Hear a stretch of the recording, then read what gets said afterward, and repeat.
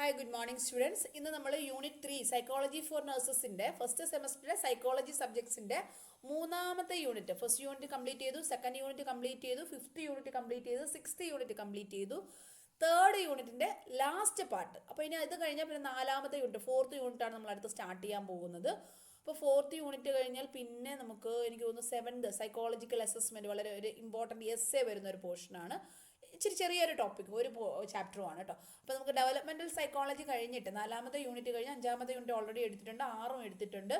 അടുത്ത് ഏഴാമത്തെ യൂണിറ്റ്, 7 അല്ലെങ്കിൽ 8 മീൻസ് സൈക്കോളജിക്കൽ അസസ്മെൻറ്റ് എത്രാമത്തെ യൂണിറ്റ് ആണെന്ന് മറന്നുപോയി, 7 8 ആണ്. അത് ആയിരിക്കും അടുത്തെടുക്കുന്നത്. പിന്നെ നമുക്ക് 2 യൂണിറ്റ് കൂടെ ബാലൻസ് ഉണ്ട്, അത് ഞാൻ എടുത്ത് തരുന്നതായിരിക്കും. പക്ഷേ അത് ഇച്ചിരി ഡിലേ ചെയ്തിട്ടായിരിക്കും, കാരണം അതിനിടയ്ക്ക് നമ്മൾ psychological assessment fourth unit complete ചെയ്ത് പിന്നെ സൈക്കോളജിക്കൽ അസസ്മെൻറ്റ് യൂണിറ്റും കൂടി കംപ്ലീറ്റ് ചെയ്തതിന് ശേഷം നമ്മൾ അനാട്ടമി ആൻഡ് ഫിസിയോളജിയിലോട്ടായിരിക്കും പോകുന്നത്.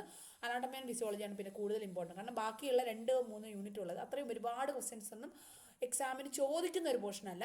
നമുക്കത് കവർ ചെയ്യാം, വേണ്ടാന്നല്ല, കവർ ചെയ്യണം. പക്ഷെ നമുക്ക് 2 മാർക്കിനൊക്കെ ക്വസ്റ്റ്യൻസ് വരാം വന്നുകൂടാത്ത പോർഷൻ ഒന്നുമല്ല, വരാൻ ചാൻസ് ഉണ്ട്. പക്ഷെ അത് നമുക്ക് ലാസ്റ്റ് സെക്ഷനിലോട്ട് വയ്ക്കാം. ഓക്കെ, അപ്പോൾ അതിന് മുമ്പേ നമുക്ക് അനാട്ടമി ഫിസിയോളജിയിലൂടെ ആയിരിക്കും അടുത്ത് പോകുന്നത്. ഓക്കെ, അപ്പോൾ ഒരു കുട്ടി വിളിച്ച് പറയും സൈക്കോളജി എടുക്കണമെന്ന്, ഇന്ന ചാപ്റ്റർ വേണം. ഒരു കുട്ടി വിളിച്ച് പറയും അനാട്ടമിയുടെ ഇന്ന ചാപ്റ്റർ. അപ്പോൾ നമുക്ക് അങ്ങനെ മിക്സ് ചെയ്തെടുക്കാൻ പറ്റത്തില്ല. We started one unit we will complete that. Already നമ്മുടെ അനാട്ടമി ഫിസിയോളജി പകുതിയിൽ ഒരു യൂണിറ്റ്, ഡൈജസ്റ്റീവ് സിസ്റ്റം പകുതി പഠിപ്പിച്ച് നിർത്തിയിരിക്കുകയാണ്, ബാക്കി നമുക്ക് എടുക്കണം. അപ്പോൾ അതുകൊണ്ട് ഇനി നമ്മൾ ക്ലാസ്സുകൾ സ്റ്റാർട്ട് ചെയ്യുമ്പോൾ ഓരോ യൂണിറ്റ് സ്റ്റാർട്ട് ചെയ്ത് കഴിഞ്ഞാൽ അത് ഏത് സബ്ജക്റ്റിലെ ഒരു യൂണിറ്റ് ആയാലും ആ യൂണിറ്റ് തുടങ്ങി ആ യൂണിറ്റിൻ്റെ പോർഷൻസ് എല്ലാം തീർന്നു കഴിഞ്ഞിട്ടായിരിക്കും അടുത്ത യൂണിറ്റിലോട്ട് പോകുന്നത്. ഓക്കെ, അടുത്ത സബ്ജക്റ്റിലോട്ടായാലും അടുത്ത യൂണിറ്റിലായിട്ടാണ് പോകുന്നത് കേട്ടോ. ഓക്കെ, അപ്പോൾ ആ രീതിയിലാണ് പഠിക്കുക. പിന്നെ വീഡിയോസ് എല്ലാവരും സ്കിപ്പ് ചെയ്യാതെ കാണുക. നന്നായിട്ട് മനസ്സിലാക്കി പഠിക്കണമെങ്കിൽ സ്കിപ്പ് ചെയ്യാതെ കാണുക. പിന്നെ നോട്ട്സ് പലരും ചോദിക്കുന്നത്, നോട്ട്സ് ഞാൻ പ്രൊവൈഡ് ചെയ്യില്ല, കാരണം ഞാൻ ടെക്സ്റ്റ് ബുക്കിൽ നിന്നാണ് നോട്ടുകൾ പ്രിപ്പയർ ചെയ്ത് ക്ലാസ്സുകൾ എടുക്കുന്നത്. അപ്പോൾ ക്ലാസ്സുകൾ എടുക്കുന്നത് ടെക്സ്റ്റ് ബുക്കിലുള്ള അതേ നോട്ടുകളാണ്. ഞാനത് കട്ട് ഷോട്ട് ചെയ്യാറൊന്നുമില്ല, ഒരുപാട് കട്ട് ഷോട്ട് ചെയ്തിട്ട് ഒന്നും ചെയ്യാറില്ല. അപ്പോൾ നിങ്ങൾക്ക് ഇത് തന്നെ വീഡിയോകൾ കാണുമ്പോൾ തന്നെ അതിൽ നിങ്ങൾ ലെക്ചറുണ്ട്. വീഡിയോ കമ്പൽസറി നിങ്ങൾ സ്കിപ്പ് ചെയ്യാതെ കാണുകയാണെങ്കിൽ നിങ്ങൾക്ക് ഈ വീഡിയോയിൽ നിന്ന് തന്നെ നിങ്ങൾക്ക് എന്തൊക്കെ പഠിക്കണം, എന്തൊക്കെ എഴുതണം എന്നുള്ളത് ക്ലിയർ ആയിട്ട് കിട്ടും. അപ്പോൾ ഞാൻ വീഡിയോ എടുത്തിട്ട് അതിൻ്റെ നോട്ട്സ് നിങ്ങൾക്ക് തരുമ്പോൾ നിങ്ങൾ വീഡിയോ കാണത്തില്ല, പിന്നെ ഞാൻ എന്താണ് കഷ്ടപ്പെട്ട് ഞാൻ വീഡിയോ എടുക്കുന്നതുകൊണ്ടുള്ള ഒരു ബെനിഫിറ്റും ഇല്ല അതിന്. ഓക്കെ, അതുകൊണ്ട് ഞാൻ നോട്ടുകൾ ഷെയർ ചെയ്യുന്നില്ല, പകരം ക്ലാസ്സുകൾ ഡീറ്റെയിൽ ആയിട്ട് എടുത്തു തരും. You can watch this video and make short notes. Okay, otherwise you can take screenshot also അല്ലേ. ഓക്കെ, അങ്ങനെ എന്തെങ്കിലുമൊക്കെ എടുത്തിട്ട് നിങ്ങൾക്ക് നോട്ട്സ് വെച്ചിട്ട് പഠിക്കാം. അല്ലെങ്കിൽ നിങ്ങൾ നോർമലി ഞാൻ കഴിഞ്ഞ നമ്മുടെ ഇൻട്രൊഡക്ഷൻ ക്ലാസ്സിൽ എങ്ങനെ നമ്മുടെ പ്ലാനിങ്ങോടെ പഠിക്കാമെന്നുള്ള ആ ക്ലാസ്സിനകത്ത് ഞാൻ ഡീറ്റെയിൽ ആയിട്ട് പറഞ്ഞത് ഏതൊക്കെ ടെക്സ്റ്റ് ബുക്കുകളാണ് ഞാൻ യൂസ് ചെയ്യുന്നതും ബെസ്റ്റ് ബുക്കുകൾ ഏതൊക്കെയാണെന്നുള്ളത് ഞാൻ നിങ്ങൾക്ക് പറഞ്ഞു തന്നിരുന്നു. ആ ടെക്സ്റ്റ് ബുക്കുകളിലൊക്കെയുള്ള നോട്ട് തന്നെയാണ് ഞാൻ ക്ലാസ് എടുക്കുന്നത്.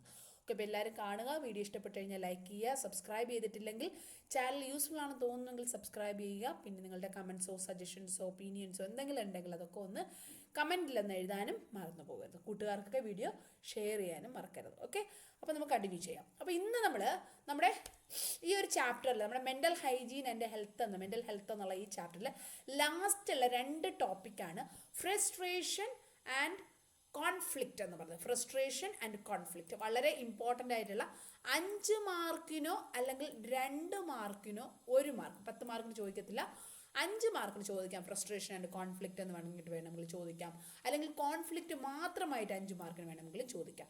ഇതല്ല എങ്കിൽ difference between frustration and conflict എന്ന് പറഞ്ഞിട്ട് 2 മാർക്കിന് ചോദിക്കാം, അല്ലെങ്കിൽ ഫ്രസ്ട്രേഷൻ എന്ന് മാത്രം പറഞ്ഞ് 2 മാർക്കിന് ചോദിക്കാം, അല്ലെങ്കിൽ ടൈപ്സ് ഓഫ് കോൺഫ്ലിക്റ്റ് എന്ന് മാത്രം പറഞ്ഞ് 2 മാർക്കിന് ചോദിക്കാം, അല്ലെങ്കിൽ ഏതെങ്കിലും ഒരു കോൺഫ്ലിക്റ്റിൻ്റെ ഡെഫിനിഷൻ തന്നിട്ട് കോൺഫ്ലിക്റ്റിൻ്റെ ടൈപ്സിൻ്റെ ഡെഫിനിഷൻ തന്നിട്ട് 1 വേർഡ് ക്വസ്റ്റ്യനിലും ചോദിക്കാവുന്ന കാര്യമാണ്. അപ്പോൾ സൈക്കോളജിയുടെ 1 വേർഡ് ക്വസ്റ്റ്യൻ എന്ന് പറയുമ്പോൾ നമുക്ക് അതിനകത്ത് ടെർമിനോളജീസ് അല്ല കൂടുതലുള്ളത്. നമുക്കിതുപോലെ ഓതറുകളുണ്ട്, ഓരോ സയൻറ്റിസ്റ്റുകൾ, ഓരോ സൈക്കോളജിസ്റ്റുകൾ, ഓരോന്ന് കണ്ടുപിടിച്ച ആൾക്കാരുടെ പേരുകളുണ്ട്, അത് ചോദിക്കാം. അതല്ലെങ്കിൽ ഇതുപോലുള്ള കൊഗ്നിറ്റീവ് പ്രോസസ്സുകൾ, ഇതുപോലുള്ള മെൻ്റൽ പ്രോസസ്സുകളൊക്കെ ഉണ്ട്, അതിനെ ചോദിക്കാം. അല്ലെങ്കിൽ അതിൻ്റെ എബ്നോർമാലിറ്റീസ്, ഓൾട്ടറേഷൻസ് വെച്ച് ക്വസ്റ്റ്യൻസ് ചോദിക്കാം. ഇല്ലെങ്കിൽ ഇതുപോലെ വരുന്ന ടൈപ്സുകൾ, അപ്പോൾ ഇന്നതാണ് എൻ്റെ അവിടുത്തെ ഒരു മാനിഫെസ്റ്റേഷൻ വന്നത്, നിങ്ങളിതിൽ ഏത് ടൈപ്പാണെന്ന് വിചാരിക്കുന്നു എന്ന് പറഞ്ഞ് ചോദിക്കാം. ഇങ്ങനെയൊക്കെയുള്ള കാര്യങ്ങളാണ് അവിടെ 1 വേർഡ് ക്വസ്റ്റ്യൻസ് ആയിട്ടും 2 മാർക്ക് ക്വസ്റ്റ്യൻസിന് കൂടുതലായിട്ട് മെയിനായിട്ട് ഒരു ഫോക്കസ് ചെയ്യുന്നത്. ഓക്കെ, അപ്പം നമ്മൾ ഈ ഒരു ചാപ്റ്ററിൽ മെയിനായിട്ട് പഠിച്ചത് എന്താണ് നമ്മുടെ മെൻ്റൽ ഹെൽത്ത് എന്ന് പറയുന്നത്, എങ്ങനെയാണ് ഒരു നോർമലി ഒരു പേഴ്സൺ ബിഹേവ് ചെയ്യുന്നത്, അല്ലെ ഒരു മെൻ്റൽ ഹെൽത്തി ആയിട്ടുള്ള ഒരാളുടെ ക്യാരക്ടറിസ്റ്റിക്സ് എന്തൊക്കെയാണ്. ഇനി മെൻ്റൽ ഹൈജീൻ്റെ ഇമ്പോർട്ടൻസ്, എങ്ങനെയാണ് നമുക്ക് ആ ഒരു നോർമൽ മെൻ്റൽ ഹെൽത്തിനെ ഇമ്പ്രൂവ് ചെയ്യാൻ പറ്റുക, എങ്ങനെയാണ് നമുക്ക് ഡിസീസസ് മെൻ്റൽ ഇൽനെസ്സസ് ഒന്നും വരാതെ തടയാൻ പറ്റുക, പിന്നെ ഒരു മെൻ്റൽ ഇൽനെസ് വന്ന ഒരാളുടെ ക്യാരക്ടറിസ്റ്റിക്സ് എന്തൊക്കെയാണ്, വാർണിംഗ് സൈൻസ് എന്തൊക്കെയാണ്, ഇതെല്ലാം നമ്മൾ ഡീറ്റെയിൽ ആയിട്ട് ഡിസ്കസ് ചെയ്ത് കഴിഞ്ഞു. ഇനി നമ്മൾ ഒരു പ്രത്യേക ആവശ്യത്തിന് വേണ്ടി ട്രൈ ചെയ്തിട്ട് നമുക്കത് കിട്ടാതെ വരുമ്പോൾ നമുക്കുണ്ടാകുന്ന ഒരു നിരാശയുണ്ട്. അതാണ് ഈ ഒരു ഫ്രസ്ട്രേഷൻ എന്ന് പറഞ്ഞാൽ. അതാണ് നമ്മൾ ഇന്നിവിടെ പഠിക്കാൻ പോകുന്നത്. അത് കഴിഞ്ഞിട്ട് കോൺഫ്ലിക്റ്റ് എന്ന് പറഞ്ഞാൽ എന്താണ്? സംഘർഷം. കോൺഫ്ലിക്റ്റ് എന്ന് പറഞ്ഞാൽ സംഘർഷം. അപ്പോൾ നമ്മളുടെ സൈക്കോളജിയിൽ പഠിക്കുമ്പോൾ ഇറ്റ്സ് മെൻ്റൽ കോൺഫ്ലിക്റ്റ്, അതായത് നമ്മുടെ മാനസികമായിട്ടുള്ള സംഘർഷത്തിനെയാണ് നമ്മൾ ഇവിടെ ചിത്രീകരിക്കുന്നത്. കോൺഫ്ലിക്ട്സ് എന്ന് പറയുമ്പോൾ പല രീതിയിലുണ്ടാവാറല്ലേ. അപ്പോൾ അതല്ല, പക്ഷെ നമ്മളിവിടെ സൈക്കോളജി പഠിക്കുമ്പോൾ മാനസികമായിട്ടുണ്ടാകുന്ന സംഘർഷമാണ്, ഒരു ആശങ്കയും സംഘർഷവുമാണ് നമ്മൾ കോൺഫ്ലിക്റ്റ് എന്നുള്ളത് പഠിക്കുന്നത്. അപ്പോൾ നമുക്ക് ആദ്യം ഫ്രസ്ട്രേഷൻ എന്താണെന്ന് നോക്കാം. ഫ്രസ്ട്രേഷൻ മലയാളം മീനിങ് ഇപ്പം തന്നെ അറിഞ്ഞിരിക്കുക. എന്താണ്? നിരാശ. നമ്മൾ ഒരു കാര്യത്തിന് വേണ്ടി ശ്രമിച്ചിട്ട് നടക്കാതെ വരുമ്പോൾ നോർമലായിട്ട് എല്ലാ മനുഷ്യനും ഉണ്ടാകുന്നതാണ് നിരാശ. ആ നിരാശ നമ്മൾ തരണം ചെയ്യുകയാണെങ്കിൽ നമ്മൾ നോർമൽ ഹെൽത്താണ്. ഇനി അത് തരണം ചെയ്യാൻ പറ്റിയില്ല എങ്കിൽ it become abnormality, it become depression, അല്ലെ മറ്റ് മെൻ്റൽ ഡിസോർഡറിലോട്ട് പോകും. അപ്പോൾ നമുക്ക് ഫ്രസ്ട്രേഷൻ എന്താണെന്ന് നോക്കാം. Every action arises in response to a need. എപ്പോഴും നമ്മൾ ഓരോ കാര്യവും ചെയ്യുന്നത് എങ്ങനെയാണ്? നമുക്കൊരു ആവശ്യം ഉണ്ടാകുമ്പോഴാണ് നമ്മൾ എപ്പോഴും ഓരോ കാര്യങ്ങൾ ചെയ്യുന്നത്, അല്ലേ? നമ്മൾ ജോലിക്ക് പോകുന്നത് എപ്പോഴാണ്? നമുക്ക് കാശിന് ആവശ്യമുള്ളത് കൊണ്ടാണ്. നമുക്ക് ഫുഡ് ഉണ്ടാക്കുന്നത് എപ്പോഴാണ്? നമുക്ക് വിശക്കുന്നത് കൊണ്ടാണ്, അല്ലേ? അപ്പം അങ്ങനെ നമ്മൾ ഓരോ കാര്യവും നമ്മുടെ ഓരോ പ്രവൃത്തിയും നമ്മുടെ ഒരു ആവശ്യത്തിൻ്റെ ഫലമാണ്. So it is always directed towards a goal. ഒരു ലക്ഷ്യത്തിന് വേണ്ടിയിട്ടാണ് നമ്മൾ എപ്പോഴും പ്രയത്നിക്കുന്നത്. The blocking activity directed towards a goal result frustration. അപ്പം അതായത് എൻ്റെ അർത്ഥം എന്താണ്? ഒരു ബ്ലോക്കിംഗ് ആക്ടിവിറ്റി, നമ്മളൊരു കാര്യത്തിന് ഒരു ലക്ഷ്യത്തിന് വേണ്ടിയിട്ട് നമുക്കൊരു ആവശ്യമുണ്ടായി, നമ്മുടെ ആ ഒരു ആവശ്യം നേടാൻ വേണ്ടിയിട്ട് നമ്മളൊരു ലക്ഷ്യത്തിലോട്ട് പോകുന്നു, നമ്മൾ അതിനു വേണ്ടി പ്രയത്നിക്കുന്നു. അതിനിടയ്ക്ക് എപ്പോഴും നമ്മളൊരു കാര്യത്തിന് വേണ്ടി ഇറങ്ങിത്തിരിക്കുമ്പോൾ അത് എപ്പോഴും സക്സസ് ആവണമെന്നില്ല. Definitely there will be so many obstructions, so many preventive activities, so many limitations, so many blocking activities, അല്ലേ? ഒരുപാട് എതിർപ്പുകളും സംഘർഷങ്ങളും പ്രശ്നങ്ങളും തടസ്സങ്ങളും ഉണ്ടാവും. അപ്പോൾ ഈ തടസ്സങ്ങൾ ഉണ്ടായി നമ്മളത് തരണം ചെയ്ത് പോയി കഴിഞ്ഞാൽ നമ്മളവിടെ വിജയിച്ചു. അത് നമുക്ക് തരണം ചെയ്യാൻ പറ്റിയില്ല എങ്കിൽ നമുക്ക് ഡെഫിനറ്റ്ലി നമുക്ക് ആ ഒരു നേട്ടം ഉണ്ടാകാത്തതുകൊണ്ട് നമുക്ക് നിരാശയുണ്ടാകും. അതിനെയാണ് നമ്മൾ ഫ്രസ്ട്രേഷൻ എന്ന് പറയുന്നത്. ഓക്കെ, ക്ലിയർ ആയിട്ട് മലയാളം മീനിങ് മനസ്സിലായില്ലേ? It always produces unpleasant feeling like anchor, despair, irritation, anxiety. അപ്പോൾ ഈ ഫ്രസ്ട്രേഷൻ ഉണ്ടാകുമ്പോൾ നമുക്ക് എന്തുണ്ടാകും? നമുക്ക് ദേഷ്യമുണ്ടാകും. ആദ്യം നമുക്കത് അക്സെപ്റ്റ് ചെയ്യാനൊരു ബുദ്ധിമുട്ടാവും അല്ലേ? നോർമലി എല്ലാവർക്കും ഉള്ളതാണ്.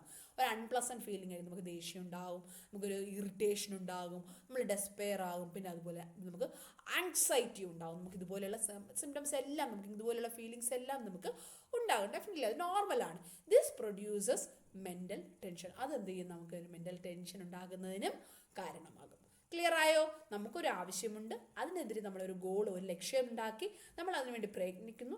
Because of some blocking activity it stopped, we didn't get the good result, so we will get frustration. നമുക്ക് നിരാശയുണ്ടാവും. ആ നിരാശയുടെ ഫലമായിട്ട് നമുക്ക് എന്തൊക്കെ ഫീലിങ്സ് ഉണ്ടാവും? ആങ്കർ, ഡെസ്പെയർ, ഇറിറ്റേഷൻ, ആങ്സൈറ്റി, ഇതുപോലെയുള്ള അൺപ്ലസൻറ്റ് ഫീലിങ്സ് ഉണ്ടാകും. This produces mental tension. Okay, അത് നമുക്ക് എന്താണ്? മെൻ്റൽ ടെൻഷൻ ഉണ്ടാക്കുകയും ചെയ്യും. For example, over restrictive parents would be a source of frustration to an adolescent girl who wanted to attend a party. അതായത് കൂട്ടുകാർ തമ്മിൽ ചേർന്നിട്ട് ഒരു പാർട്ടി കണ്ടക്ട് ചെയ്യുന്നു, അവർക്ക് സന്തോഷിക്കാൻ പോകണം, ആ ഒരു പാർട്ടിയിൽ അറ്റൻഡ് ചെയ്യണമെന്ന് ഒരു പെൺകുട്ടി ആഗ്രഹിക്കുന്നു. പക്ഷെ ഓവർ റെസ്ട്രിക്ഷനുള്ള പാരൻസ് എന്ത് ചെയ്യുന്നു? അവളെ ആ പാർട്ടിയിൽ പോകാൻ അനുവദിക്കുന്നത്. ഡെഫിനറ്റ്ലി അവൾക്ക് എന്തുണ്ടാവും? ഫ്രസ്ട്രേഷൻ അല്ലെങ്കിൽ നിരാശ ഡെവലപ്പ് ചെയ്യും. അതിൻ്റെ ആ ഒരു ഫീലിങ്സ്, ദേഷ്യവും ഡെസ്പെയറും ഇറിറ്റേഷനും ആങ്സൈറ്റിയും ഒക്കെ മറ്റു ചില ആക്ടിവിറ്റികളിലൂടെ അവൾ പുറപ്പെടുവിക്കാൻ തുടങ്ങുകയും ചെയ്യുന്നു. ഇതാണ് ഫ്രസ്ട്രേഷൻ എന്ന് പറയുന്നത്. ക്ലിയർ ആയിട്ട് ഡെഫിനിഷൻ നോക്കാം. The word frustration has been derived from a Latin word frustra. Okay, അത് വളരെ ഇമ്പോർട്ടൻ്റ് ആയിട്ട് വേർഡാണ്. ഒരു ലാറ്റിൻ വേർഡാണ് ഫ്രസ്ട്ര എന്നുള്ള. അതിൻ്റെ അർത്ഥം ഒബ്സ്ട്രക്റ്റ് എന്നുള്ള അർത്ഥം മാത്രമേ ഉള്ളൂ. ഈ വേർഡിൽ നിന്നാണ് ഫ്രസ്ട്രേഷൻ എന്നുള്ള വേർഡ് ഫോം ചെയ്തിരിക്കുന്നത്. നെക്സ്റ്റ്, എന്താണ് ഫ്രസ്ട്രേഷൻ്റെ definition? Frustration refers to the blocking of behavior directed towards the goal. Frustration means emotional tension resulting from the blocking of desire of need, അതായത് ഒരു ആഗ്രഹമോ ഒരു ആവശ്യത്തിനോ എതിരെ ഉണ്ടാകുന്ന ഒരു ഇമോഷണൽ ടെൻഷൻ, അതിനെയാണ് എന്ത് പറയുന്നത്? ഫ്രസ്ട്രേഷൻ എന്ന് പറയുന്നത്. ഇപ്പൊ തന്നെ ഈ ഡെഫിനിഷൻ പഠിച്ചോളുക. Frustration refers to blocking of behaviour directed towards the goal. Frustration means emotional tension resulting from the blocking of a desire, or നമ്മുടെ ഒരു ആവശ്യകത, നമ്മുടെ ഒരു ആഗ്രഹത്തിനെ ബ്ലോക്ക് ചെയ്തപ്പോൾ ഉണ്ടാകുന്ന ഒരു മെന്റൽ ടെൻഷൻ അല്ലെങ്കിൽ ഇമോഷണൽ ടെൻഷനെയാണ് എന്ത് പറയുന്നത്? ഫ്രസ്ട്രേഷൻ എന്ന് പറയുന്നത്. നെക്സ്റ്റ്, എന്തൊക്കെയാണ് ഫ്രസ്ട്രേഷൻ്റെ ക്യാരക്ടറിസ്റ്റിക്സ്? ഫ്രസ്ട്രേഷൻ ഉണ്ടാവുമ്പോൾ എന്തൊക്കെയായിരിക്കും അതിൻ്റെ സവിശേഷതകൾ? Frustration produces an emotional state which is always unpleasant. നമുക്ക് ഒരിക്കലും ഫ്രസ്ട്രേഷനിൽ സന്തോഷം ഉണ്ടാകത്തില്ല. It is unpleasant. നമുക്ക് വിഷമവും ആ ഒരു സന്തോഷം ഇല്ലായ്മയാണ് നമുക്കവിടെ ഉണ്ടാകുന്നത്. It creates tension or stress. അതെന്തുണ്ടാക്കും? നമുക്ക് ടെൻഷനും സ്ട്രെസ്സും ഉണ്ടാകും. Which varies from simple annoyance to heated anger. അത് ചിലപ്പോൾ ഒരു ചെറിയൊരു തരത്തിലുള്ള ടെൻഷൻ മുതൽ ഭയങ്കരമായിട്ടുള്ള ഹീറ്റഡ് ആങ്കർ വരെ ഏത് ലെവലിലും നമുക്ക് ഉണ്ടാകാം. ഫ്രസ്ട്രേഷൻ എന്ന് പറയുമ്പോൾ പല ലെവൽ ഉണ്ടാവും അല്ലേ? അത് കഠിനമായിട്ടുള്ള ഫ്രസ്ട്രേഷൻ ഉണ്ടാകാം. So then you will be severely anchor അല്ലേ? ചില സമയത്ത് ചെറിയ ഒരു എതിർപ്പ് മാത്രമേ, ചിലപ്പോൾ അത് നമുക്ക് ചെറിയൊരു അനോയൻസിൽ നമ്മളവിടെ നിർത്തും. The tension or stress aroused by frustration affects the vital balance. നമ്മുടെ ശരീരത്തിലുണ്ടാകുന്ന അല്ലെങ്കിൽ നമ്മുടെ മനസ്സിലുണ്ടാകുന്ന ചെറിയ വൈറ്റൽ ബാലൻസിനെ മെയിൻറ്റെയിൻ ചെയ്യുന്ന ചെറിയ പ്രശ്നങ്ങളിലൂടെയാണ് ഈ ടെൻഷൻ അല്ലെങ്കിൽ സ്ട്രെസ് ഡെവലപ്പ് ചെയ്യുന്നത്. Next point, frustration is a stage or condition in which failure dominates a attempt. നമ്മുടെ പരിശ്രമത്തിനേക്കാളും കൂടുതൽ അവിടെ തോൽവി വരുമ്പോഴാണ് നമുക്ക് എന്തുണ്ടാവുന്നത്? ഫ്രസ്ട്രേഷൻ ഉണ്ടാകുന്നത്. ക്ലിയർ ആയോ? ഫ്രസ്ട്രേഷൻ ഇസ് എ സ്റ്റേജ് അല്ലെങ്കിൽ it's a state or condition, it's a situation in which failure, തോൽവിയാണ് അവിടെ ഡോമിനേറ്റ് ചെയ്യുന്നത് than attempts. In this state experiences a major obstacle in the satisfaction of one's basic need or goals. അതായത് നമ്മൾ ആ ഡെഫിനിഷനിൽ പറഞ്ഞ കാര്യങ്ങൾ തന്നെയാണ് നമ്മളൊരു കാര്യത്തിന് വേണ്ടി നമ്മൾ ട്രൈ ചെയ്യുന്നു, ഒരു നീഡിന് വേണ്ടി നമ്മൾ ബേസിക് നീഡിന് വേണ്ടിയിട്ട് നമ്മൾ ട്രൈ ചെയ്യുന്നു, അല്ലെങ്കിൽ ഒരു ലക്ഷ്യത്തിന് വേണ്ടി നമ്മൾ പ്രവർത്തിക്കുന്നു. പക്ഷേ we are facing many obstacles on experiences major obstacles. Okay, next one, the significance of the goal and strength of the blockade increases the degree of frustration. അപ്പോൾ ഈ ഫ്രസ്ട്രേഷൻ എന്ന് പറയുമ്പോൾ എന്തായാലും ഞാൻ പറഞ്ഞു, അവിടെ നമുക്കൊരു ചെറിയൊരു അനോയൻസ് മുതൽ ഭയങ്കരമായിട്ടുള്ള ദേഷ്യം വരെ നമുക്ക് ഫ്രസ്ട്രേഷൻ ഉണ്ടാകാം. അതെങ്ങനെയാണ് വേരി ചെയ്യുന്നത്? Based on the strength of the blockade. നമുക്ക് അവിടെ ഉണ്ടായ, നമ്മുടെ ലക്ഷ്യത്തിനെതിരെ ഉണ്ടായ ആ ഒരു എതിർപ്പ് അല്ലെങ്കിൽ ആ ബ്ലോക്കിംഗ് ആക്ടിവിറ്റി, അതിൻ്റെ പ്രശ്നം എന്തായിരുന്നോ അതിൻ്റെ സ്ട്രെങ്ത് അനുസരിച്ചിട്ടാണ് നമുക്ക് ഫ്രസ്ട്രേഷൻ്റെ ഡിഗ്രിയും കാൽക്കുലേറ്റ് ചെയ്യാൻ പറ്റുന്നത് അല്ലെ, കണക്കാക്കാൻ പറ്റുന്നത്. നമ്മൾ ചെറിയൊരു തടസ്സമാണ് നമ്മുടെ മുന്നിലുള്ളതെങ്കിൽ ദാറ്റ് ടൈപ്പ് ചെറിയൊരു ഫ്രസ്ട്രേഷൻ നമുക്ക് ഉണ്ടാകത്തുള്ളൂ. പക്ഷെ അതിൻ്റെ സ്ട്രെങ്ത് വളരെ കൂടുതലാണെങ്കിൽ there will be high level of frustration. Okay, the cause of frustration lies both in the individual himself and his environment.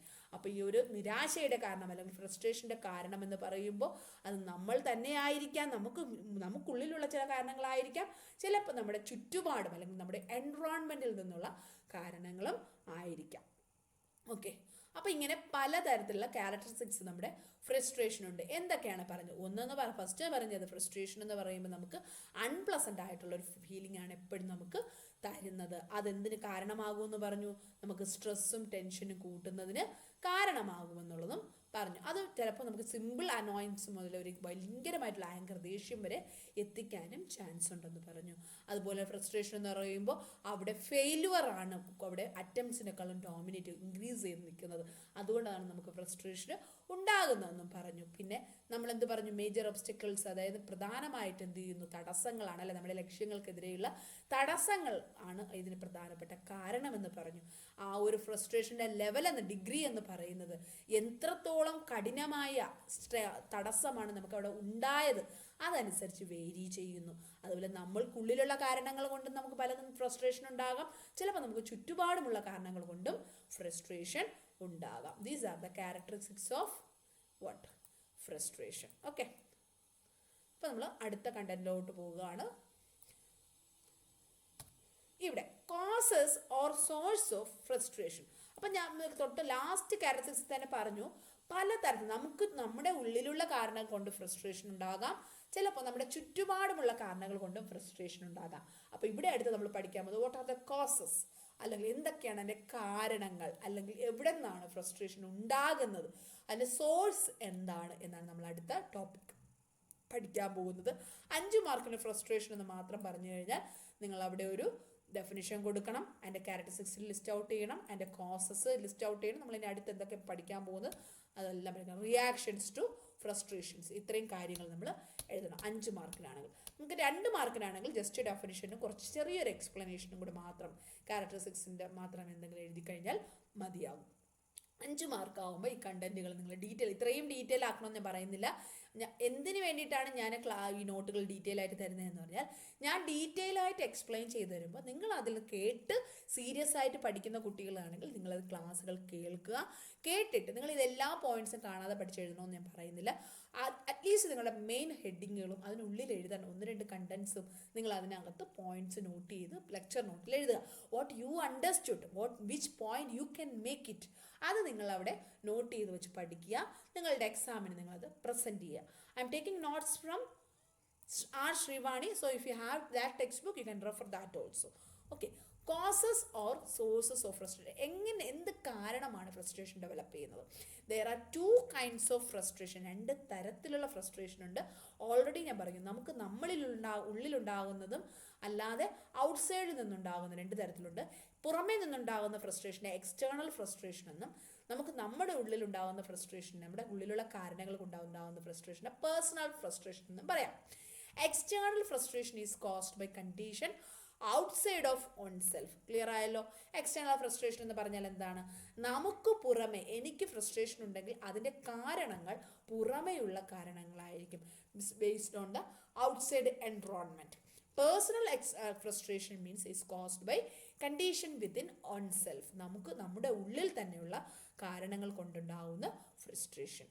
These conditions can be categorized into external and internal factors. Okay, നമുക്ക് ഇതുപോലെയുള്ള നമുക്ക് ഈ sources അല്ലെങ്കിൽ causes എന്നുള്ളതിനെ മെയിനായിട്ട് നമുക്ക് external factors എന്നും internal factors എന്ന് പറഞ്ഞാൽ 2 ആയിട്ട് തിരിക്കാം. ഫസ്റ്റ് നമുക്ക് എക്സ്റ്റേണൽ ഫാക്ടേഴ്സ് നോക്കാം. എക്സ്റ്റേണൽ ഫാക്ടേഴ്സ് എന്ന് പറഞ്ഞാൽ എന്താണ്? Environmental factors.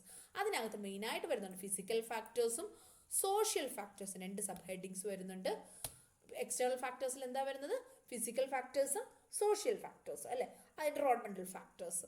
അപ്പോൾ ഫിസിക്കൽ ഫാക്ടേഴ്സ് എന്ന് പറഞ്ഞു കഴിഞ്ഞാൽ എന്താണ്?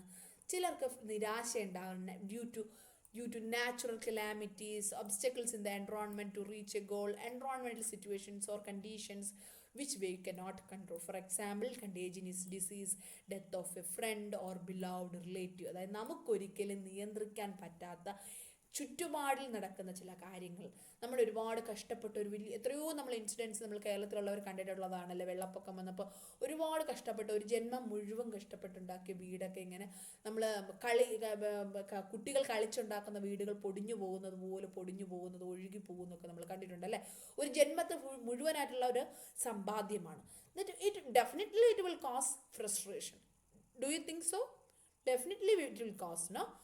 Same thing. അതുപോലെ കോവിഡ് എത്ര പേരുടെ ജീവിതമാണ് നശിപ്പിച്ചതല്ലേ. It's a contagious disease, but we can't control. It's not because of we, അല്ലെ, because of us. It's involuntary factor, we can't control. So അതുപോലെ തന്നെ മറ്റൊരു സുഹൃത്തിൻ്റെ മരണം, അല്ലെങ്കിൽ നമുക്ക് ഏറ്റവും വേണ്ടപ്പെട്ടവരുടെ മരണം, ഇതൊന്നും നമുക്ക് ഒരിക്കലും കൺട്രോൾ ചെയ്യാൻ പറ്റുന്നില്ല. പക്ഷേ ഇതൊക്കെ സംഭവിച്ചു കഴിയുമ്പോൾ, ഈ ഫിസിക്കൽ ഫാക്ടേഴ്സ് ഒക്കെ സംഭവിക്കുമ്പോഴും നമുക്ക് എന്ത് ഡെവലപ്പ് ചെയ്യാറുണ്ട്? ഫ്രസ്ട്രേഷൻ സംഭവിക്കാറുണ്ട്. ഓക്കെ, ഇനി അടുത്ത് സോഷ്യൽ ഫാക്ടേഴ്സ്, സൊസൈറ്റിയിൽ ഉണ്ടാകുന്ന factors. Conflicts with other people, customs, tradition, restrictions, taboos, laws, code. അതായത് അടുത്ത ഹെഡിങ് ആണ് എക്കണോമിക് ഫാക്ടേഴ്സ് കേട്ടോ, അണ്ടർലൈൻ ചെയ്യാൻ മറന്നുപോയി. സോഷ്യൽ ഫാക്ടേഴ്സ് എന്ന് പറയുമ്പോൾ നമുക്ക് സൊസൈറ്റിയിലുണ്ട്, നമ്മളൊരു സൊസൈറ്റിയിൽ ജീവിക്കുകയാണ്. ചിലപ്പോൾ മറ്റു പല ആളുകളായിട്ട് എതിർപ്പുകളുണ്ടാവും, ചില ആചാരങ്ങളോട് എതിർപ്പുണ്ടാവും, ചില ട്രഡീഷനോട് എതിർപ്പുണ്ടാവും, മതപരമായിട്ടുള്ള കാര്യങ്ങളിൽ എതിർപ്പുണ്ടാവും, പല ലോസിനോട്, ചില നിയമങ്ങളിലുണ്ടാകുന്ന കോൺഫ്ലിക്ട്സ് ഉണ്ടാകും.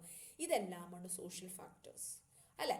അടുത്തതാണ് economic factors, that is our financial problems. Actually ഇവിടെ ഞാൻ അറേഞ്ച് ചെയ്തതിൽ വ്യത്യാസമുണ്ട്. നെക്സ്റ്റ് ഹെഡിങ് നമ്മളിവിടെ എക്സ്റ്റേണൽ ഫാക്ടേഴ്സ് പഠിച്ചതുപോലെ അടുത്ത ഹെഡിങ് ആണ് ഇന്റേണൽ ഫാക്ടേഴ്സ് എന്നുള്ള ഹെഡിങ് കേട്ടോ. ഇന്റേണൽ ഫാക്ടേഴ്സിന്റെ ഫാക്ടേഴ്സ് ആണ് ഇത് 1, 2, 3, 4, 5 വരുന്നത്. മറന്നുപോലെ ഇന്റേണൽ ഫാക്ടേഴ്സ് ആണ് ഇത്. ഓക്കെ, എക്സ്റ്റേണൽ ഫാക്ടേഴ്സ് അല്ലെങ്കിൽ എൻവറോൺമെന്റൽ ഫാക്ടേഴ്സ് എന്ന് പറയുമ്പോൾ അതിനകത്ത് 3 ഹെഡിങ് ഉണ്ട്. Physical factors, social factors, economic factors. Physical problems, സൊസൈറ്റിയിലുള്ള പ്രോബ്ലംസ്, എക്കണോമിക് ആയിട്ടുള്ള പ്രോബ്ലംസ്, ഫിനാൻഷ്യൽ പ്രോബ്ലംസ്. അടുത്ത രണ്ടാമത്തെ ഹെഡിങ് ആണ് ഇന്റേണൽ ഫാക്ടേഴ്സ്. അതിനകത്ത് വരുന്നതാണ് നമുക്കുള്ളിലുള്ള പ്രോബ്ലംസ്, നമ്മുടേതായ പ്രോബ്ലംസ് അല്ലേ. അതാണ് നമുക്ക് ഇന്റേണലി ഡെവലപ്പ് ചെയ്യുന്ന പ്രോബ്ലംസ്. അതാണ് ഇന്റേണൽ ഫാക്ടേഴ്സ് എന്ന് പറയുന്നത്. ഫിസിക്കൽ അബ്നോർമാലിറ്റീസ് ഓർ ഡിഫക്ട്സ്, അതായത് ഡാൻസ് ചെയ്യണമെന്ന് ആഗ്രഹം. ഒരു എക്സാമ്പിൾ പറയാം. ഡാൻസ് ചെയ്യണമെന്നുള്ള ഒരു ആഗ്രഹം ഒരു പെൺകുട്ടിക്ക് വളരെയധികമുണ്ട്. പക്ഷെ ആ കുട്ടിയുടെ കാലുകൾ തറയിൽ ഊന്നി നിൽക്കാൻ പറ്റാത്ത എന്തെങ്കിലും ഒരു അവസ്ഥയാണ്. പക്ഷെ definitely she will have frustration അല്ലേ. അതാണ് ഫിസിക്കൽ അബ്നോർമാലിറ്റീസ്. അത് ഇന്റേണലി ഉള്ള ഇഷ്യൂ ആണ് അല്ലേ. Conflict of motifs within the individual, നമ്മുടെ ഉള്ളിലുള്ള മോട്ടീവ്സിൻ്റെ കോൺഫ്ലിക്ട്സ്, സംഘർഷം, മാനസികമായിട്ടുള്ള സംഘർഷങ്ങൾ കാരണം നമുക്കൊരു കാര്യം നേടാൻ പറ്റാതെ വരുന്നു. അല്ലെങ്കിൽ നമ്മുടെ individual morality and high ideals, നമ്മുടെ ഇൻറ്റേർണലിറ്റി ആൻഡ് മൊറാലിറ്റിയിൽ ഉണ്ടാകുന്ന പ്രോബ്ലംസ്, അതുപോലെ ഹൈ ലെവൽ ഓഫ് ആസ്പിറേഷനിൽ ഉണ്ടാകുന്ന പ്രോബ്ലംസ്, അതുപോലെ നമുക്ക് എഫേർട്ട് ഇടാൻ പറ്റാത്തതിൻ്റെ പ്രോബ്ലംസ്, ഇതുപോലെ നമ്മുടെ ഇൻറ്റേർണലി ഉണ്ടാകുന്ന പ്രോബ്ലംസ്. നമ്മളെ മോട്ടിവേറ്റ് ചെയ്യാൻ ഒരാളില്ല, നമുക്ക് എക്സ്പ്ലെയിൻ ചെയ്ത് തരാൻ ഒരാളില്ല, ഒരു സിൻസിയാരിറ്റി ഇല്ലാതാവുക, അല്ലെങ്കിൽ ഫിസിക്കൽ അബ്നോർമാലിറ്റീസ് ഉണ്ടാകുക. ഇതൊക്കെ നമുക്ക് പലതരത്തിലുള്ള നിരാശകൾ പല സാഹചര്യങ്ങളിലും ഉണ്ടാക്കാറുണ്ട്.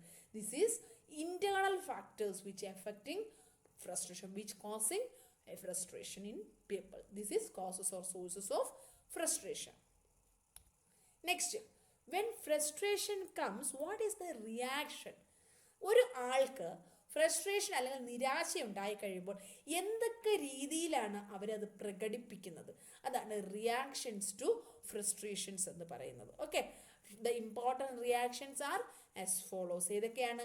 ഡയറക്റ്റ് അപ്രോച്ചസ്, ഡയറക്റ്റ്ലി അപ്രോച്ച് ചെയ്യും, ഇൻക്രീസിങ് ട്രയൽസ്. അപ്പോൾ നമ്മൾ എന്ത് ചെയ്യും? എനിക്കൊരു നിരാശയുണ്ട്. ഇപ്പം ഞാൻ അതായത് ഒരു എക്സാമ്പിൾ പറഞ്ഞുതരും. നമ്മുടെ ഫസ്റ്റ് സെമിസ്റ്റർ പഠിക്കുന്ന സമയത്ത് ഒരു കുട്ടി അനാട്ടമിക്ക് തോറ്റു. അപ്പം ഡെഫിനറ്റ്ലി ആ കുട്ടിക്ക് ഫ്രസ്ട്രേഷൻ ഉണ്ടാക്കുവാണ്. കൂടെ പഠിച്ച കുട്ടികളെല്ലാം പാസ്സായി, ഞാൻ മാത്രം പാസ്സായില്ല എന്ന് പറയുമ്പോൾ ഡെഫിനറ്റ്ലി അവിടെ ഒരു ഫ്രസ്ട്രേഷൻ ഉണ്ടാവും. ആ കുട്ടി എന്ത് ചെയ്യും? ഡയറക്റ്റ് അപ്രോച്ച് എന്ന് പറഞ്ഞാൽ ഷീ വിൽ ട്രൈ അഗെയിൻ അല്ലേ. പഴയ രീതിയിൽ പഠിച്ചതിനേക്കാൾ കുറച്ചുകൂടെ ഒന്ന് ഇമ്പ്രൂവ് ചെയ്ത്, കുറച്ചുകൂടെ ഒന്ന് ട്രൈ ചെയ്ത്, ഹാർഡ് വർക്ക് ചെയ്ത്, ട്രയൽസ് ഇൻക്രീസ് ചെയ്ത്, എഫേർട്ട് ഇംപ്രൂവ് ചെയ്ത് അപ്രോച്ച് ചെയ്യും. അത് ഡയറക്റ്റ് അപ്രോച്ചിൽ വരുന്നതാണ്. പിന്നെ മറ്റൊന്ന് എന്ത് ചെയ്യുക എന്ന് വെച്ച് കഴിഞ്ഞാൽ changing the goal to one that is more attainable. അതായത് അവളുടെ ലക്ഷ്യം എന്ന് പറഞ്ഞത് എന്തായിരുന്നു?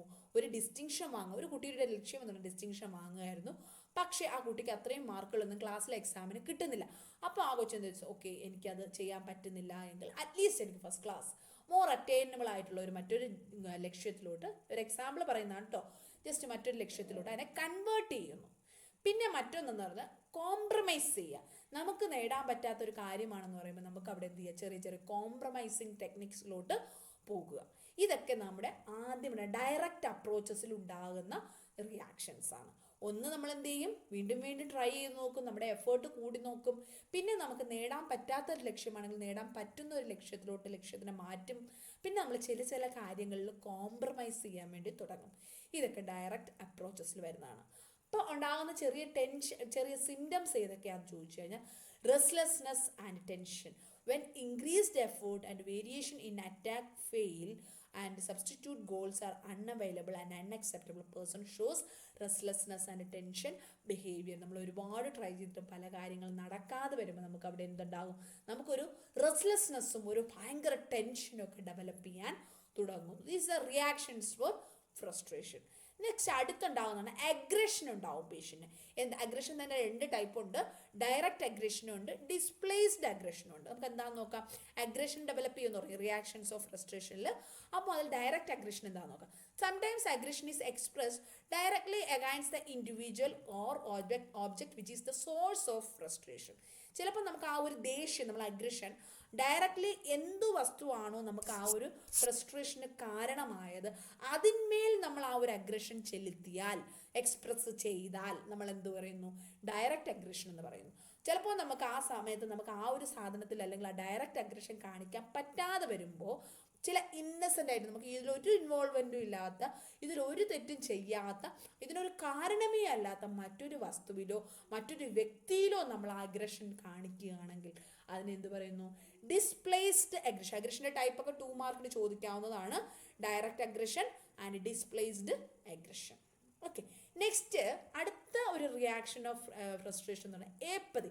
ഏപ്പതി എന്ന് പറഞ്ഞാൽ വേറൊന്നുമില്ല, ലാക്ക് ഓഫ് ഇൻട്രസ്റ്റ്, ഒരു താല്പര്യമില്ലാത്തൊരവസ്ഥ, ഒരുമാതിരി തണുത്ത് മൂടിയിരിക്കുന്ന ഒരു അവസ്ഥ. Okay, lack of interest. Those who find that they have no power to satisfy their need by means of their own action, whose aggressive outbursts are never successful, may well resort to apathy and withdrawal when confronted with a frustrating situation. ഇത് അങ്ങനെയൊന്നും നിങ്ങൾ എഴുതിയില്ലെങ്കിൽ കുഴപ്പമില്ല. ഏപ്പതി എന്ന് പറയുന്നത് ഒരു താല്പര്യം. നമ്മൾ try ചെയ്യുന്നു, നമുക്ക് അത് നേടാൻ പറ്റിയില്ല, നമുക്ക് ഫ്രസ്ട്രേഷൻ ഉണ്ടാകുന്നു, നമ്മൾ ദേഷ്യം കാണിക്കുന്നു, എന്നിട്ടും നമുക്ക് അതിലൊരു ഫലവും സക്സസ്ഫുൾ ആകാൻ നമുക്ക് പറ്റിയില്ല എങ്കിൽ അവരെന്ത് ചെയ്യുന്നു?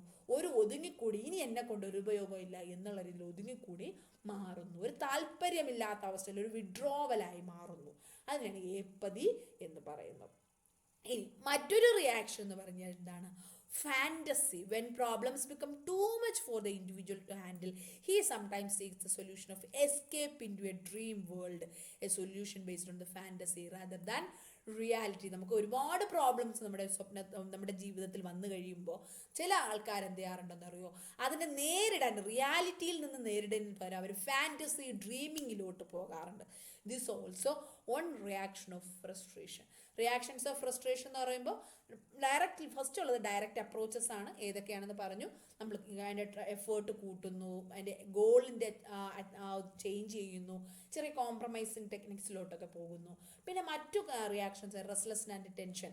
Definitely they will get tension. പിന്നെ അഗ്രഷൻ ഉണ്ടാകുന്നു. അത് തന്നെ 2 ടൈപ്പ് ഉണ്ട്, ഡയറക്റ്റ് അഗ്രഷനും ഡിസ്പ്ലേസ്ഡ് അഗ്രഷൻ ഉണ്ടാകുന്നു. ഡയറക്റ്റ് അഗ്രഷൻ എന്ന് പറഞ്ഞാൽ ഡയറക്റ്റ്ലി എന്താണോ, ഏത് വസ്തുവാണോ, ഏത് ഇൻഡിവിജ്വലാണോ ഈ ഫ്രസ്ട്രേഷന് കാരണമായത് അതിന്മേൽ നമ്മൾ അഗ്രഷൻ കാണിക്കുന്നു, അത് ഡയറക്റ്റ് അഗ്രഷൻ. മറ്റൊരു ഇന്നസെൻ്റ് ആയിട്ടുള്ള ഒരു വ്യക്തിയോ ഓബ്ജക്റ്റിന്മേലും നമ്മൾ അതിൻ്റെ ദേഷ്യം കാണിച്ചാൽ അല്ലെങ്കിൽ ഫ്രസ്ട്രേഷൻ എക്സ്പ്രസ് ചെയ്താൽ, അഗ്രഷനായാൽ അതിനെ ഡിസ്പ്ലേസ്ഡ് അഗ്രഷൻ എന്ന് പറയുന്നു. പിന്നെ ഒരു ഇൻട്രസ്റ്റ് ഇല്ലാത്തൊരവസ്ഥയായി മാറുന്നത് ഏപ്പതി ചിലപ്പോൾ വരാറുണ്ട്. ചിലപ്പോൾ ഫാൻറ്റസി വേൾഡിലോട്ടും പോകാറുണ്ട്. ഓക്കെ, ഇതൊക്കെയാണ് റിയാക്ഷൻസ് ഓഫ് ഫ്രസ്ട്രേഷൻ എന്ന് പറയുന്നത്. നെക്സ്റ്റ് പിന്നെ ഉള്ളതാണ് സ്റ്റീരിയോ ടൈപ്പ് ആകാറുണ്ട്. പിന്നെ റിഗ്രഷൻ. ഇതും റിയാക്ഷൻസ് ഓഫ് ഫ്രസ്ട്രേഷനിൽ വരുന്ന 2 റിയാക്ഷൻസ് ആണ്. സ്റ്റീരിയോ ടൈപ്പ് എന്ന് പറഞ്ഞാൽ എന്താണ്? Is A repetitive fixed behaviour. When repeated frustration baffles A person, some flexibility appears to be lost and the person will stupidly make the same effort again and again though experience has shown the futility. അതായത് stereotype means repetitive behaviour. അതായത് റെപ്പിറ്റേറ്റീവ്ലി നമ്മളത് ചെയ്യണം. അതായത് നമ്മളൊരു കാര്യം ചെയ്തു, അത് ഫ്ലോപ്പായി, നമുക്കറിയാം അത് എത്ര പ്രാവശ്യം ചെയ്ത് കഴിഞ്ഞാലും നമുക്ക് അത് തന്നെയാണ് സംഭവിക്കുക, എന്നാലും അത് തന്നെ ചെയ്തുകൊണ്ടിരിക്കുക. അതും റെപ്പറ്റീഷൻ ഓഫ് മീൻസ് സ്റ്റീരിയോടൈപ്പ്. ഇതിനെയാണ് എന്ത് പറയുന്നത്? റിയാക്ഷൻസ് ഓഫ് ഫ്രസ്ട്രേഷനിലെ സ്റ്റീരിയോടൈപ്പ് എന്ന് പറയുന്നത്. മറ്റൊന്നെന്ന് പറഞ്ഞാൽ നമ്മൾ ഡിഫൻസ് മെക്കാനിസത്തിനകത്ത് പഠിച്ചതാണ് റിഗ്രഷൻ എന്ന് പറഞ്ഞിട്ട്.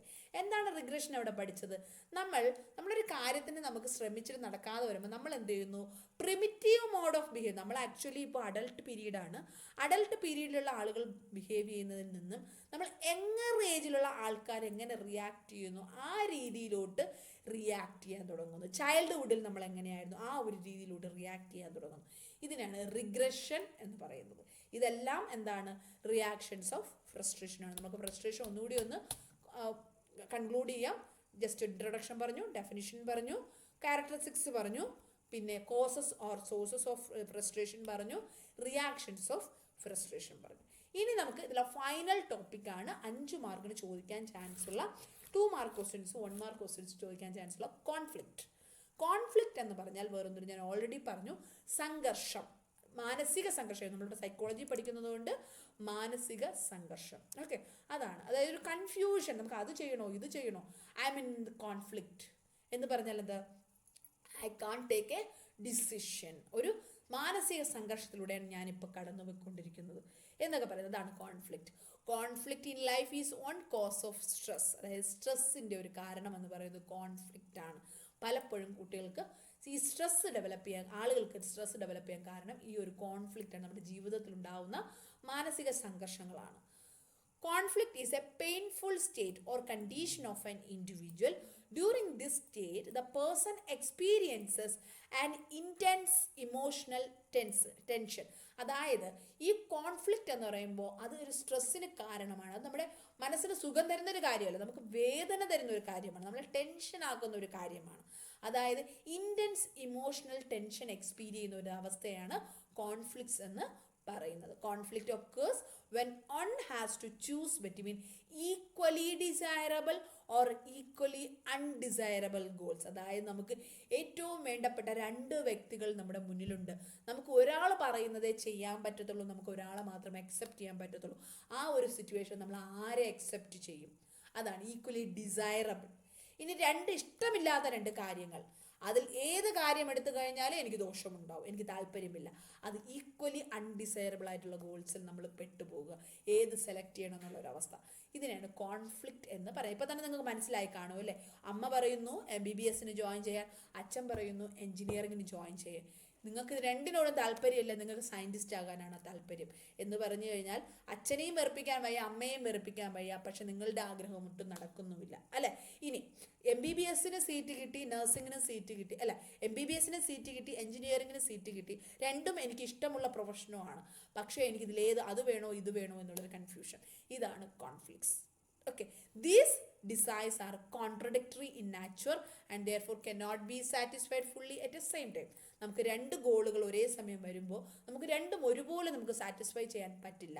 അപ്പോൾ രണ്ട് ഓപ്പോസിറ്റ് ഡിസയർ ആണെങ്കിൽ ഒട്ടും തന്നെ പറ്റത്തില്ല അല്ലേ?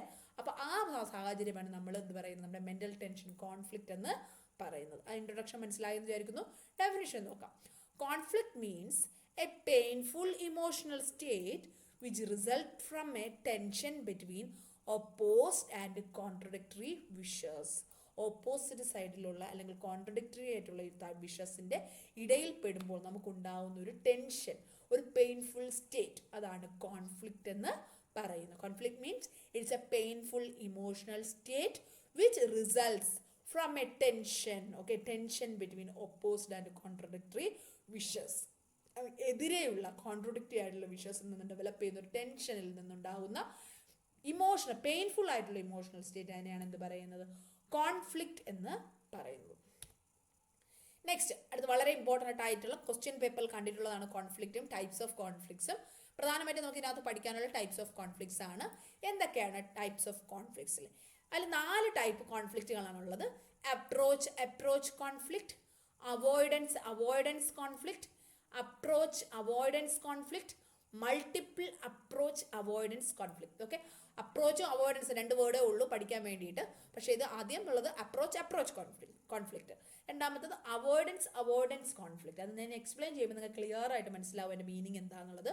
ഓക്കെ, ക്ലിയർ ആവുന്നുണ്ടല്ലോ? First type approach conflict, second one avoidance conflict, third one approach avoidance conflict, next one ഈ അപ്രോച്ച് അവോയ്ഡൻസ് കോൺഫ്ലിക്റ്റ് അതിന് മുന്നേ ഒരു മൾട്ടിപ്പിളും കൂടെ വരുന്നത്, multiple approach avoidance conflict.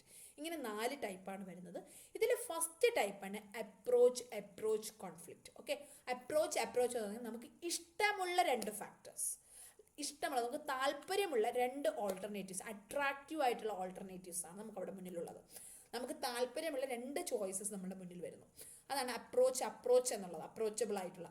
Approach conflict occurs when a person is forced with 2 attractive alternatives while only one of them can be selected.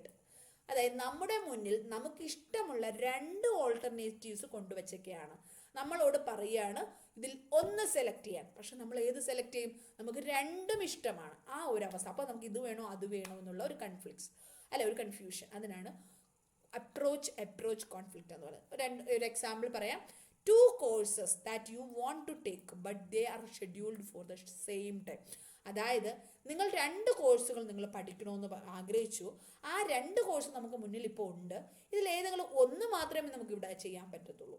2 course നിങ്ങൾ ചെയ്യണമെന്ന് ആഗ്രഹിച്ചു, 2 course നിങ്ങളുടെ മുന്നിലുണ്ട്, പക്ഷേ it should be done now only. Okay, ഇപ്പം മാത്രമേ നിങ്ങൾക്ക് അത് ചെയ്യാൻ പറ്റൂ. അപ്പോൾ ഞാൻ ഇതിൽ ഏത് കോഴ്സ് ചൂസ് ചെയ്യും? അതൊരു കൺഫ്യൂഷൻ അല്ലേ? എനിക്ക് 2 കോഴ്സും ചെയ്യണം, പക്ഷെ ഇപ്പോൾ ചെയ്തില്ലെങ്കിൽ പിന്നെ ചെയ്യാനും പറ്റത്തില്ല. എന്നാൽ 2 കോഴ്സും ഇപ്പോൾ ഒരുമിച്ച് ചെയ്യാനും പറ്റത്തില്ല. അങ്ങനെ ഒരു സാഹചര്യം. അതായത് ഇവിടെ നോക്കൂ, ഒരു പേഴ്സൺ അട്രാക്റ്റീവ് ആയിട്ടുള്ള ഒരു ഗോൾ 1 ഇവിടെയുണ്ട്, അട്രാക്റ്റീവ് ആയിട്ടുള്ള ഒരു ഗോൾ 2 ഇവിടെയുണ്ട്. ഇതാണ് അപ്രോച്ച് കോൺഫ്ലിക്റ്റ് എന്ന് പറയുന്നത്. നിങ്ങൾ ഈ ആളിൻ്റെ പടമൊന്നും വരയ്ക്കേണ്ട, പകരം നിങ്ങൾ ഇവിടെ ഒരു പേഴ്സൺ എന്ന് മാത്രം സെൻറ്ററിൽ എഴുതുക. വലത്തോട്ട് ഇങ്ങോട്ടൊരു ആരോട്ട് അട്രാക്റ്റീവ് ഗോൾ 1 എന്നും ഇടത്തോട്ട് അട്രാക്റ്റീവ് ഗോൾ 2 എന്നും പറഞ്ഞിട്ട് കൊടുക്കുക. This is approach conflict. Clear ആയോ? Next one, avoidance conflict. എന്താണ് അവോയ്ഡൻസ് കോൺഫ്ലിക്റ്റ് എന്ന് പറഞ്ഞാൽ? Avoidance conflict arises when a person faces two undesirable situations and avoidance on one forces exposure to other. അതായത് നിങ്ങൾക്ക് താല്പര്യമില്ലാത്ത 2 കാര്യങ്ങൾ നിങ്ങൾക്ക് ചുറ്റും ഇരിക്കുന്നു. അതായത് ഫോർ എക്സാമ്പിൾ പറയാം, a woman trying to choose between continuing an unwanted pregnancy and getting an abortion. അതായത് ഒരു പെൺകുട്ടി പ്രഗ്നൻ്റ് ആയി, അപ്പോൾ ഒരു വേണ്ടാത്ത ആ സമയത്ത് ആ കുട്ടി പ്രഗ്നൻ്റ് ആകാൻ ഒട്ടും താല്പര്യമില്ല. She should avoid that pregnancy. അത് അവരുടെ ആവശ്യമായിട്ടുള്ള കാര്യമാണ്. കാരണം അല്ലെങ്കിൽ നമുക്ക് ആ ഒരു സാഹചര്യത്തിൽ ജനിക്കുന്ന കുഞ്ഞ് ചിലപ്പോൾ എന്തെങ്കിലും നോർമാലിറ്റി ഒക്കെ വെച്ചിട്ടായിരിക്കും ജനിക്കുന്നത്. അതുകൊണ്ട് ആ പ്രഗ്നൻസി കണ്ടിന്യൂ ചെയ്യാൻ പറ്റത്തില്ല. പക്ഷേ ഈ പ്രഗ്നൻസി കണ്ടിന്യൂ ചെയ്യാതിരിക്കുക എന്ന് പറയുമ്പോൾ എന്ത് ചെയ്യണം? അബോർഷൻ ചെയ്യണം. But legally she is morally opposite to abortion. Mentally she is against for abortion. Abortion ചെയ്യുന്നതിനോട് ഒട്ടും തന്നെ താല്പര്യമില്ലാത്തൊരു ആളും ആണ്. പക്ഷെ ഇതിലേതെങ്കിലും ഒരു കാര്യം തീരുമാനിച്ചേ പറ്റുള്ളൂ, അല്ലേ? അങ്ങനെ നമുക്ക് 2 കാര്യങ്ങളും താല്പര്യമില്ലാത്തൊരു കാര്യം, പക്ഷെ ഇതിലൊന്ന് തീരുമാനിച്ചേ പറ്റത്തുള്ളൂ. ആ സാഹചര്യമാണ് നമ്മൾ എന്ത് പറയുന്നത്? അവോയ്ഡൻസ് കോൺഫ്ലിക്റ്റ് എന്ന് പറയുന്നത്. അപ്പോൾ അവിടെ എന്താ? പേഴ്സൺ സെൻറ്ററിൽ വരുന്നു. ഗോൾ 1 2 നെഗറ്റീവ് ഗോളാണ്, മറ്റേത് 2 പോസിറ്റീവ് ഗോളായിരുന്നു. അപ്രോച്ച് ഇവിടെ 2 നെഗറ്റീവ് ഗോളാണ്. 2 നമുക്ക് താല്പര്യമില്ല, പക്ഷേ 2-ൽ-1 നമുക്ക് ചൂസ് ചെയ്തേ പറ്റത്തുള്ളൂ. അതാണ് avoidance conflict. Next, approach avoidance conflict. എന്താണ് അപ്രോച്ച് കോൺഫ്ലിക്ട്സ് എന്ന് പറഞ്ഞാൽ? അപ്പോൾ അവിടെ നമ്മൾ അപ്രോച്ച് എന്ന് പറയുന്നത് നമുക്ക് വേണ്ടതും ഒന്ന് വേണ്ടാത്തതും എന്നുള്ളത് മനസ്സിലാവും, അല്ലേ? Approach avoidance type of conflict exist when one event or activity has both attractive and unattractive features. ഒരു കാര്യത്തിൽ ഒരു ഗോളേ ഉള്ളൂ, പക്ഷെ അവിടെ ഒരു ഇവന്റിന് അവിടെ താല്പര്യം, നമ്മൾ അതിലോട്ട് അപ്രോച്ച് ചെയ്യിപ്പിക്കുന്ന കാര്യങ്ങളുമുണ്ട്, നമ്മുടെ അതിനെ വിഡ്രോ ചെയ്യുന്ന കാര്യങ്ങളും ഉണ്ട്. The result is continuing oscillation between approach and avoid. നമുക്കത് സ്വീകരിക്കണമോ വേണ്ടയോ? നല്ലൊരു എക്സാമ്പിളാണ്, വീട്ടുകാർ നമ്മളെ മാരി ചെയ്യാൻ ഫോഴ്സ് ചെയ്യും, നമ്മളോട് കല്യാണം കഴിക്കാൻ പറയുന്നു, അല്ലേ? നമുക്ക് ഏജായി, നമുക്ക് സെറ്റിൽഡ് ആണ്, അല്ലെങ്കിൽ നമ്മൾ ആ ഒരു വീട്ടുകാരുടെ വാക്കുകൾ കേൾക്കണം, അവരെ എതിർക്കാനും പറ്റത്തില്ല. പക്ഷെ ഈ സമയത്ത് കല്യാണം ചെയ്ത് കഴിഞ്ഞാൽ ചിലപ്പോൾ സ്റ്റഡീസ് കണ്ടിന്യൂ ചെയ്യാൻ പറ്റത്തില്ല എന്നുള്ള മറ്റൊരു ഫാക്ടർ നമ്മുടെ ജീവിതത്തിലുണ്ടായിരിക്കാം.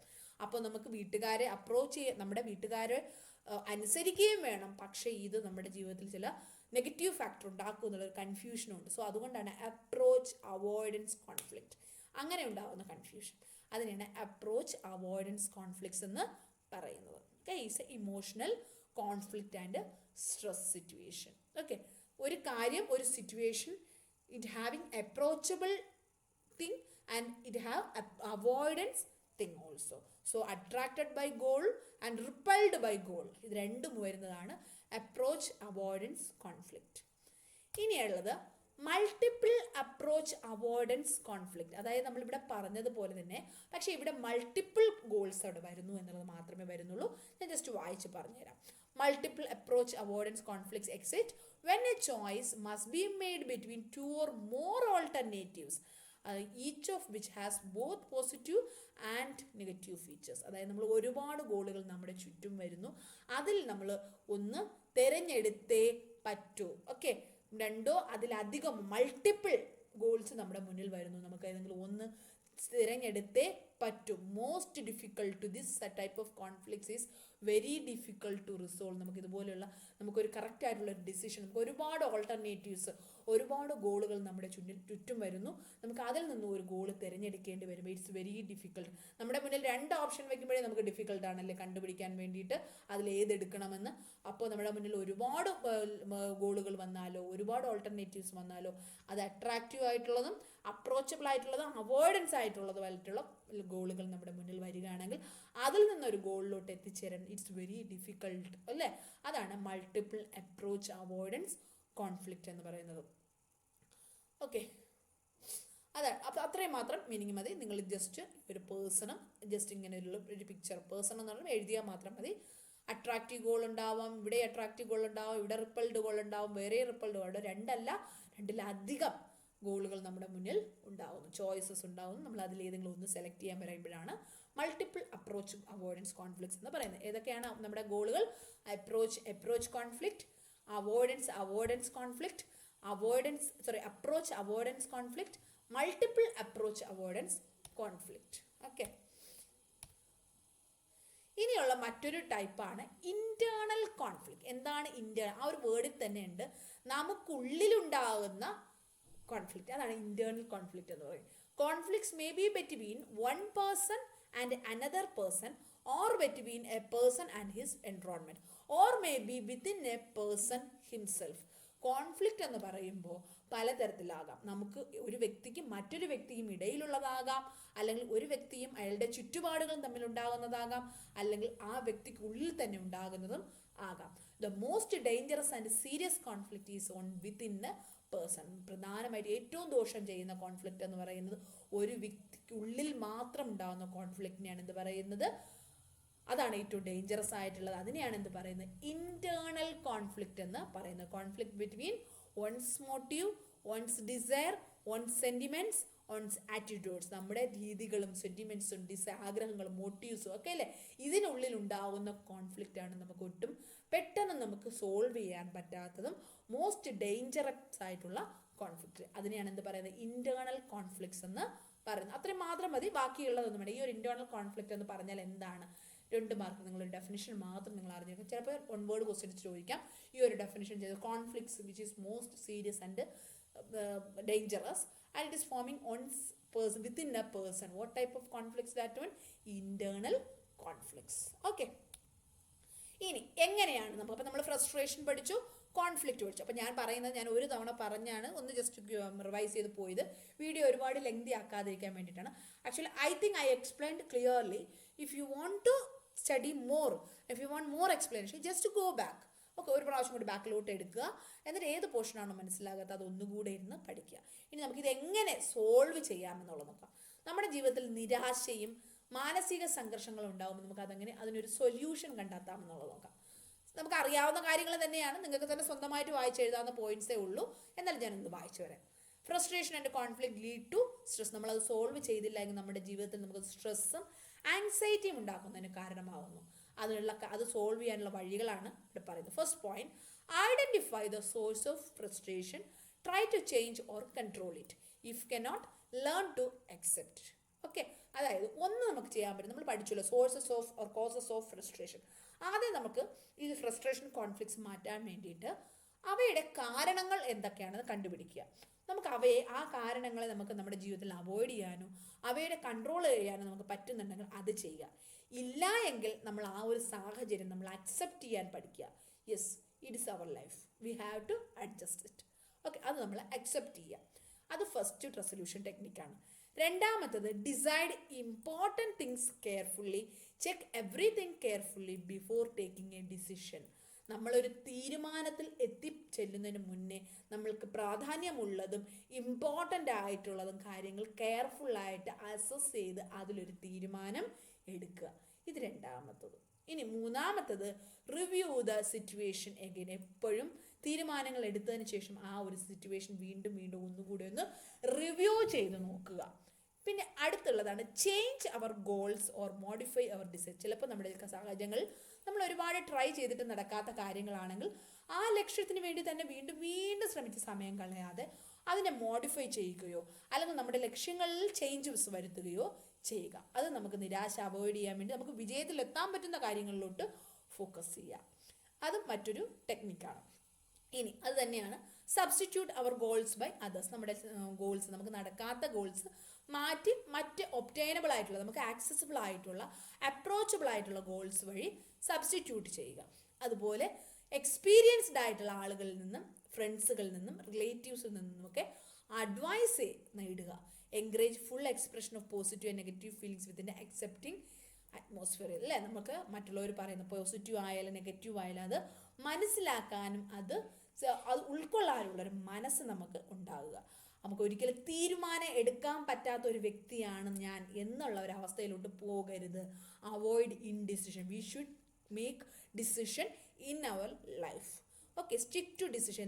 ഡിസിഷൻ എടുത്തതിന് ശേഷം ആ ഒരു ഡിസിഷനിൽ തന്നെ മുന്നോട്ട് പോകുക. Forget about other choices. 2 choices നമ്മുടെ മുന്നിൽ വരുമ്പോൾ അതിലൊരു പ്രോപ്പർ ആയിട്ടുള്ള ഡിസിഷൻ എടുക്കാൻ നമ്മൾ തയ്യാറാകണം.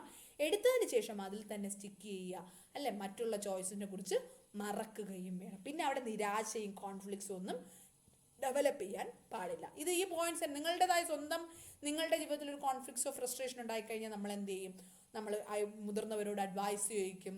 നമ്മൾക്ക് അതിൻ്റെ ഒരു കാരണങ്ങൾ എന്തൊക്കെയാണോ അതൊക്കെ നമ്മൾ റിമൂവ് ചെയ്യും. നമ്മൾ ആ സിറ്റുവേഷൻ വീണ്ടും റിവ്യൂ ചെയ്യും. ആ ഗോളുകളിൽ നിന്ന് അത് പറ്റിയില്ലെങ്കിൽ ആ ഗോളുകളിൽ നിന്ന് മറ്റൊരു ഗോളുകളിലോട്ട് നമ്മൾ സബ്സ്റ്റിറ്റ്യൂട്ട് ചെയ്യും. പിന്നെ നമ്മൾ ഡിസിഷൻ കൃത്യമായിട്ട് എടുത്ത് ആ ഒരു ഡിസിഷനിൽ മുന്നോട്ട് പോവുകയും ചെയ്യും. ഇത് തന്നെയാണ് resolution of frustration and conflict എന്ന് പറയുന്നത്. It's very very important. Okay, അപ്പോൾ ഇത്രയും കാര്യങ്ങളാണ് നമുക്ക് ഈ ഒരു ചാപ്റ്ററിൽ പഠിക്കാനുള്ളത്. നമ്മുടെ 3rd ചാപ്റ്റർ നമ്മളിവിടെ കംപ്ലീറ്റ് ചെയ്യുകയാണ്. അപ്പോൾ കംപ്ലീറ്റ് ചാപ്റ്ററിൽ അല്ലെങ്കിൽ ഈ ഒരു ഇതുവരെ എടുത്ത എല്ലാ ചാപ്റ്റേഴ്സിലും 1, 2, 3, 5, 6 ഇത്രയും ചാപ്റ്ററിലുള്ള എല്ലാ പോർഷൻസും ആയി കഴിഞ്ഞു. എല്ലാവരും കംപ്ലീറ്റ് ആയിട്ട് കണ്ടു പഠിച്ചു എന്ന് വിചാരിക്കുന്നു. കണ്ടു പഠിക്കാത്തവരുണ്ടെങ്കിൽ അത് പഠിക്കുക. It's very very important. Actually ഒരു സബ്ജക്റ്റ് കംപ്ലീറ്റ് ചെയ്ത് തീർക്കണമെന്നായിരുന്നു എൻ്റെ ആഗ്രഹം. അറ്റ്ലീസ്റ്റ് 2 ചാപ്റ്റർ കൂടെ എന്നാണ് ഡെവലപ്മെൻറ്റൽ സൈക്കോളജിയും സൈക്കോളജിക്കൽ അസസ്മെൻറ്റും. കാരണം ക്വസ്റ്റ്യൻസ് വരുന്ന ഏരിയയാണിത്. ആ 2 ചാപ്റ്ററും കൂടെ കംപ്ലീറ്റ് ചെയ്തതിന് ശേഷം ഇപ്പോൾ സൈക്കോളജിയുടെ ഏകദേശം പോർഷൻസ് ആകും. അത് കഴിഞ്ഞതിന് ശേഷം നമുക്ക് അനാട്ടമി ആൻഡ് ഫിസിയോളജിയിലോട്ട് പോകുന്നതായിരിക്കും. അപ്പോൾ ഡെവലപ്മെൻറ്റൽ സൈക്കോളജി ഐ തിങ്ക് ഒരു 5 ക്ലാസ് കൊണ്ട് കംപ്ലീറ്റ് ചെയ്യും പറ്റും എന്നുള്ളതാണ്. ഈസി ആയിട്ടുള്ള ചാപ്റ്ററാണ്. അതിൽ സൈക്കോളജിക്കൽ അസസ്മെൻറ്റ് ഒരു 2 ക്ലാസ് കൊണ്ട് ഒരാഴ്ച കൊണ്ട് റെഗുലറായിട്ട് ക്ലാസ് എടുത്താൽ 7 ദിവസം കൊണ്ട് നമുക്ക് കംപ്ലീറ്റ് ആകുമെന്നാണ് എൻ്റെ വിശ്വാസം. നമുക്ക് നോക്കാം. അത് കഴിഞ്ഞതിന് ശേഷം അനാട്ടമിയും ഫിസിയോളജി സ്റ്റാർട്ട് ചെയ്യുന്നത്. അപ്പോൾ എല്ലാവരും കൃത്യമായിട്ട് യൂണിവേഴ്സിറ്റി എക്സാം പ്രിപ്പറേഷൻ ഇപ്പോൾ തന്നെ സ്റ്റാർട്ട് ചെയ്യുക. ലാസ്റ്റ് നിമിഷത്തേക്ക് വയ്ക്കരുത്. നമ്മുടെ യൂട്യൂബ് ചാനലിൽ നിന്നുള്ള എല്ലാ സപ്പോർട്ടുകളും നിങ്ങൾക്കുണ്ടാകും. ക്ലാസ്സുകൾ കണ്ട് പഠിക്കുക. ഒട്ടും തന്നെ സമയം വേസ്റ്റ് ചെയ്യാതിരിക്കുക. ഓക്കെ, നിങ്ങൾക്ക് വീഡിയോ ഇഷ്ടപ്പെട്ടു കഴിഞ്ഞാൽ ലൈക്ക് ചെയ്യുക. നിങ്ങളുടെ കമൻസും സജഷൻസും എഴുതുക. കൂട്ടുകാർക്കൊക്കെ വീഡിയോ ഷെയർ ചെയ്യുക. Thank you for watching. Bye bye.